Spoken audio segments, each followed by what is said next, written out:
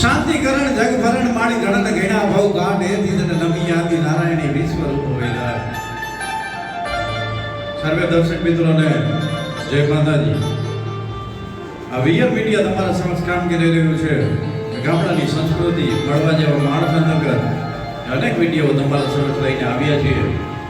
પણ આપણો અમૂલ્ય વારસો છે જેની અંદર લોકવાણી, લોકકથા, લોકવાર્તાઓ અને લોક સાહિત્યની વાતોની એક નવી પરંપરાની એટલે કે આપણો લોકવારસો, આપણો વારસો કરી અને આપણા એક નવા કાર્યક્રમની શરૂઆત કરવા માટે જઈ રહ્યા છીએ. ત્યારે અનહદ પ્રેમ તમારો મળી રહ્યો છે ત્યારે આજે એક એવી લોકવાર્તાની મારે આજે વાત કરવી છે. માટે કે સોરઠ ધરાના સંચરો ન ચડ્યો ગઢ ગિરનાર ન નાયો દામોદર રેવતી એમો એડે ગયો હતા. કે સૌરાષ્ટ્રની આ પાવન ભૂમિ ઉપર એમ કહેવાય અનેક ઇતિહાસો ભેળાય છે.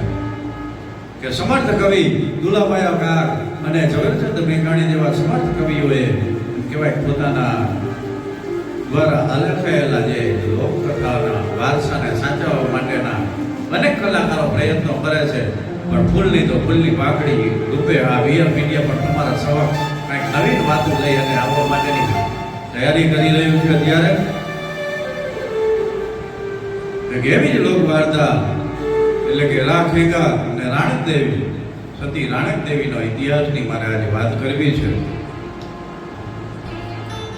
કે સોરઠ ધરા સોહામણી ઊંચો ગઢ ગિરનાર જેના હાવજડા હેંદણ પીવે એના નમણા નર અને નાર. કે ઇતિહાસની લોકકથાની વાત કરવામાં આવે કે જૂનાગઢની ધરતીના ગિરનારની તળેટીની માલિકા વયા જાવ તો એક એક પાત્રો એમ કહેવાય કે ઇતિહાસ લઈને બેઠો છે. એમાંનો એક ઇતિહાસ એટલે એમ કહેવાય રા નવગણના દીકરા રા કેગાર અને સતી રાણક દેવીનો ઇતિહાસ. અદ્ભુત આપણી પરંપરા. ત્યાગ કેને કહેવાય, સમર્પણ કેને કહેવાય, કે વીરતા કેને કહેવાય, એની મારે આજે વાત કરવી છે. દેવડા ઠાકોર એમ કહેવાય કકડેટ કચેરી ભરીને બેઠા છે. કાળા કૌંબાની તૈયારી હાલે છે અને એવા ટાણે એમ કહેવાય કે ડાયરો અકડેઠ જાયમાં છે ભાઈ. અને આ બાજુ એમ કહેવાય કે દેવડા ઠાકોરને ઘણા વર્ષો થયા રાજ તપે છે. પણ માં ભગવતીની મેરથી એમ કહેવાય કે રાણીબાને સારા દિવસો જાય છે. પણ અગ્રગઢ કચેરીની માલિકા વાયટું જોવાય છે કે રાણીબાને પુત્ર રત્નની પ્રાપ્તિ થાય અને ક્યારે દાસી સમાચાર લઈને આવે. અને એવામાં ગડગડતી દોટ જઈ અને અગ્રગઢ કચેરી ભરેલા દેવડા ઠાકોરના કચેરીની માલિકા એમ કહેવાય શું સમાચાર આવ્યા છે, બધાના કાન લાગી ગયા છે. અને દાસી આવીને સમાચાર દીધા તમારી આ દીકરીનો જન્મ થયો છે. ઘણી ખમા બાપ દેવડા ઠાકોર તમારી આ દીકરીનો જન્મ થયો છે. પણ દેવડા ઠાકોરે મન મારી લીધું કે કાંઈ વાંધો નહીં, જેવી પરમાત્માની જેવી ઈચ્છા છે બાપ. આપણે નિસંતાન દંપતી હતા પણ એક દીકરીનો છોડવો તો દીધો બાપ. પણ પરંપરા મુજબ એમ કે બ્રાહ્મણોને બોલાવવામાં આવ્યા છે અને બ્રાહ્મણોને એમ કહે છે કે મારી આ જે દીકરીનો જન્મ થયો છે એના લેખ જોવા માટે તમે કંઈક કરો. ત્યારે એ પધારેલા બ્રાહ્મણો એમ કહેવાય છે કે દીકરીના લેખ જોવા માટે પોતાની એમ કહેવાય પોથીઓ ખોલી છે અને આંગળીના વેઢે માંડ્યા છે ગણવા. ગણતા ગણતા એમ કહેવાય કે બ્રાહ્મણ દેવતા અવાચક થઈ ગયા છે. ત્યારે દેવડા ઠાકોર પૂછે છે કે હે પંડિતજી તમે મને કહો મારી દીકરીના ભાગમાં શું છે? ત્યારે પંડિતજી એમ કહે છે કે આ દીકરી અમસુકનિયાર છે કે જે રાજ્યની અંદર રહી છે એ રાજ્યનું ધનક ભનક નીકળી જશે. માયાસો ડગાણ એમ કહેવાય એ રાજ્યનું પતન થઈ જશે. આવા એના યોગ લખાયેલા છે. પણ આ તો પ્રજા માટે જીવતો રાજા બાપ. રાજાએ અને રાણીએ નક્કી કર્યું કે આ દીકરીને આપણે એમ કહેવાય કે તરત છોડી દેવી છે. દાસીને બોલાવવામાં આવી છે. પ્રધાનોને બોલાવીને કીધું કે રથ તૈયાર કરો.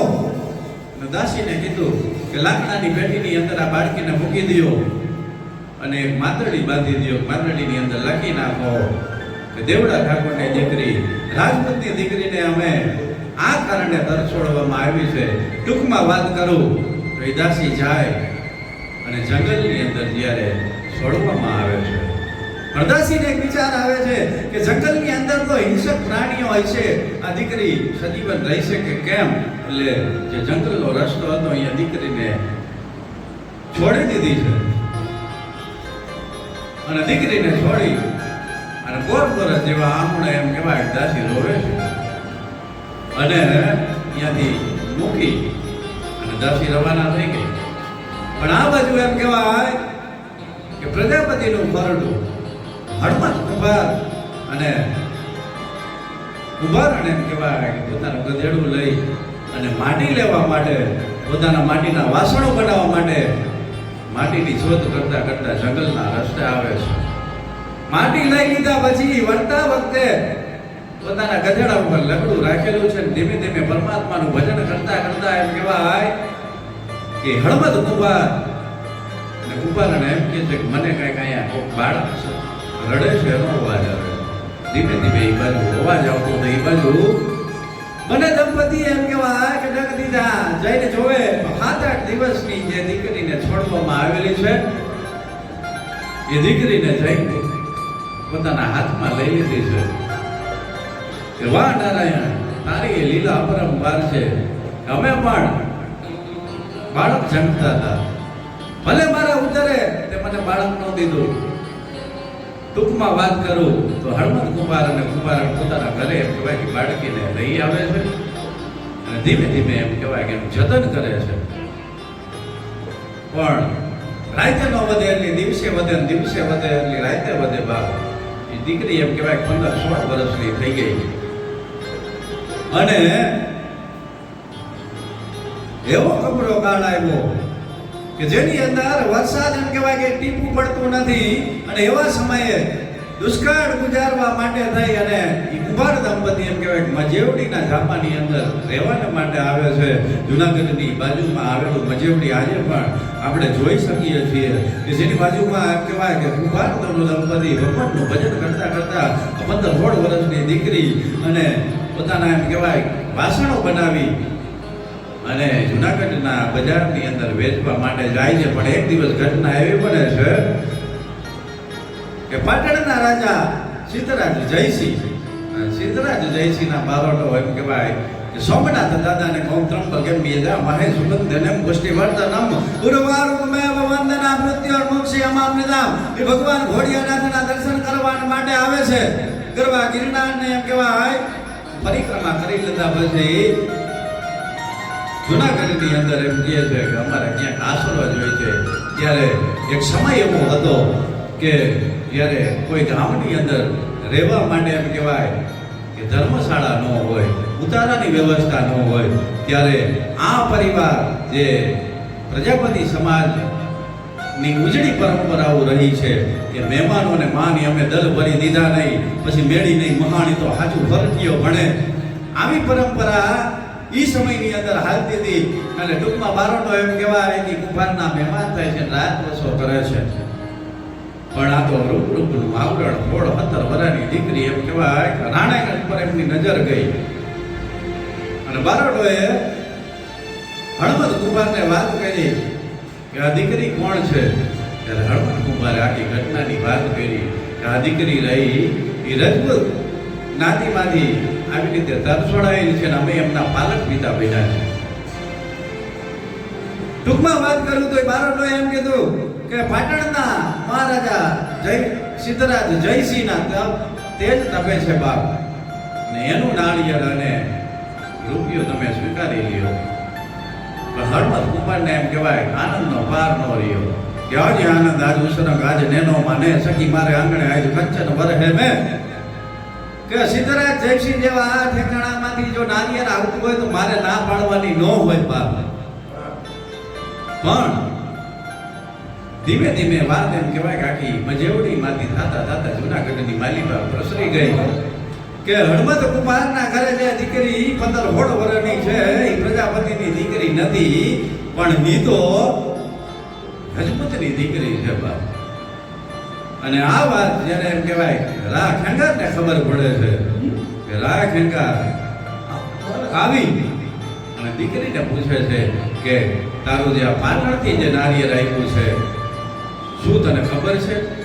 ત્યારે દીકરી એમ કહેવાય બોર જેવા આમોણે રોવે છે કે હા મને ખબર છે કે મારે એમની સાથે લગ્ન નથી કરવા, પણ હું શું કરું એમ.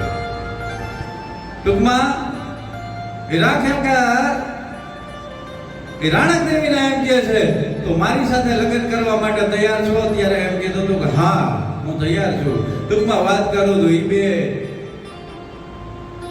પોતાની રીતે લગ્ન કરી લીધા છે અને આજે પણ ઉપરકોટના વિસ્તારની અંદર જાઓ તો જે જગ્યાએ લગ્ન થયા છે એના પુરાવો આજે પણ મળે છે.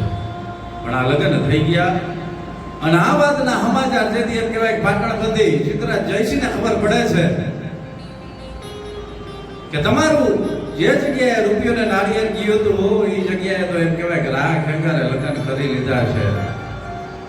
એક વેર બંધાણું છે અને વેર બંધાણું એટલે સિદ્ધરાજ જયસિંહ એમ કહેવાય ચાલ મારતે ઘોડે અહીંયાથી નીકળી ગયા છે. પણ આ બાજુ રા ખેંગારને ખબર હતી કે નાનું એવું રજવાડું આપણું જુનાગઢનું એટલે ઉપરકોટના કિલ્લાને જણાવવામાં આવ્યો છે. ઉપરકોટનો કિલ્લો આજે પણ તમે જાઓ તો અહીંયા તમને એના અવશેષો જોવા મળે છે કે ઉપરકોટના કિલ્લાની જો વાત કરવામાં આવે તો એની અંદર એમ કહેવાય કે જે વ્યક્તિઓ રહે છે એને કોઈ દુશ્મન હુમલો કરે તો એને ઊંડી આંચ ન આવે એવી વ્યવસ્થા એ સમયમાં કરેલી હતી. પણ રાણક દેવીને એમ કહેવાય બે દીકરાનો જન્મ થયો છે અને પાટણથી એમ કહેવાય સિદ્ધરાજ જયસિંહ જુનાગઢ ઉપર એમ કહેવાય ચડાઈ કરે છે. 15 વર્ષ સુધી એમ કહેવાય કે યુદ્ધ હાલ્યું, પણ આ યુદ્ધમાં કાંઈ સમાચાર દેખાતા નહોતા કારણ કે ઉપરકોટની અંદર રહેતા હતા. ત્યારે એના બે પ્રધાનો દેહળ અને વિસળ ને જ્યારે પાટણપતિ એમ કહેવાય કે દગો કરી અને આપણે આ યુદ્ધને જીતવાનું, ત્યારે દેહળ અને વિસળને એમ કહે છે કે તમે મને આમાં કંઈક મદદ કરો તો જુનાગઢની ગાદી તમને હું બપી દઉં. ટૂંકમાં વાત કરું તો ઘર ફૂટે ઘર જાય જેવી ઘટના બની અને રા ખેંગારના એમ કહેવાય કચેરીની અંદર જે પોતાનો માલ સામાન જતો હતો એની સાથે સૈનિકો ગોઠવાઈ ગયા અને ઉપરકોટ ઉપર એમ કહેવાય યુદ્ધ જામ્યું છે. કરણસિંહુ વાગે સુરતા જાગે કાયર ભાગે કામ પડે ધગધગતી ધરતી ફોજુ ભરતી વિનાશ કરતે દેખ વડે જગની ના જાયા કવિએ ગાયા લોક વીરલા કોક જડે મેદાને મરવા અવસર વરવા મરદ કસુંબલ રંગ ચડે જીને મરદ કસુંબલ રંગ ચડે. આવી યુદ્ધની જમાવટ થઈ ગઈ અને આ તો પાટણપતિ છે. પાટણપતિ એમ કહેવાય કે રા ખેંગારનું ધડથી મસ્તક જુદું કરી દીધું, ધડથી મસ્તક જુદું કરી દીધું અને મહેલની અટારીની ઉપર એમ કહેવાય રાણક દેવીના રાણીવાસની એમ કહેવાય દરવાજો ખોલતા નથી ત્યારે સિદ્ધરાજ જયસિંહ એમ કહેવાય રા ખેંગારનું મસ્તક થાળીની માલી પર લઈ અને જાય છે. રાણીને કહે છે કે હવે તમે મારી સાથે આવવા માટે તૈયાર છો કે નહીં?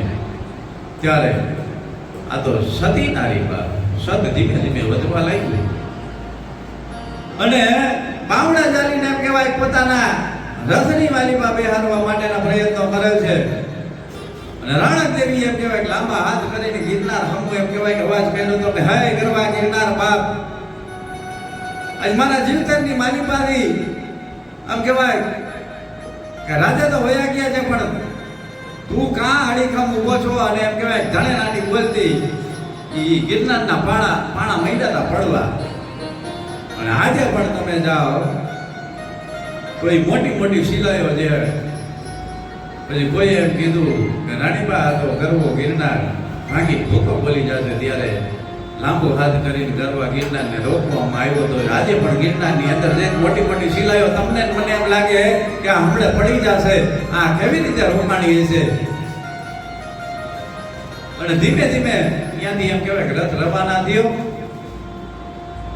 અને રથ રવાના થતા થતા વઢવાણના પાદરમાં સતીના એમ કહેવાય કે સારે આંગણાની માલી પર દીવા ભરવા માંડ્યા.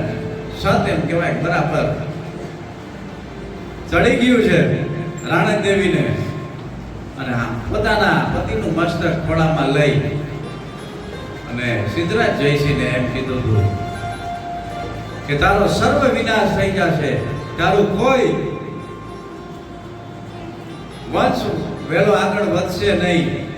અને સાક્ષીમાં જે ભોગાવો નદી છે એને પણ શ્રાપ દીધો હતો કે એક વખત જેમ મેં મારો છૂટીનો જાડલો ભાંગ્યો છે એમ જા હું તને શ્રાપ આપું છું કે આજે પણ વઢવાણની અંદર જા, ભોગાવો નદીની અંદર ગમે એટલો વરસાદ થાય પણ એ નદી પાછી ખાલી થઈ જાય છે. તો આવા ઇતિહાસ કે ધરાવીને દાનના નિપજે કુળવીને મારું ના હોય, જેસલ જખરા નીકળે જેની માં હોતલ પદબણી હોય કે હરિયાના ઘરે ના હોય, ફરિયામાં ગુજર ફરે પછી એના વયની વાટું ન હોય, ઘેર બચાના કાગડા. આવા વીર તત્વની વાત, આવા અનેક ઇતિહાસો આ સૌરાષ્ટ્રની ભૂમિની ઉપર છે. ટૂંકમાં વાત કરું તો સિદ્ધરાજ જયસિંહનું એમ કહેવાય પતન થાય છે અને આ હતી સતી રાણક દેવીની વાત. તો આ વિડીયો જો તમને વધારે ને વધારે પસંદ આવ્યો હોય તો વધુ લોકો સુધી શેર કરવા માટે નમ્ર વિનંતી કરું છું. અને હજી સુધી જો આ ચેનલમાં તમે પહેલી વાર હોય તો ફોલો કરી દેજો, સબસ્ક્રાઇબ કરી દેજો અને બાજુમાં આપેલ બેલ આઇકનને ક્લિક કરી દેજો જેથી આવનારા અમારા નવા વિડીયોની એપ્લિકેશન સૌથી પહેલા તમને મળે. નમસ્કાર, જય માતા.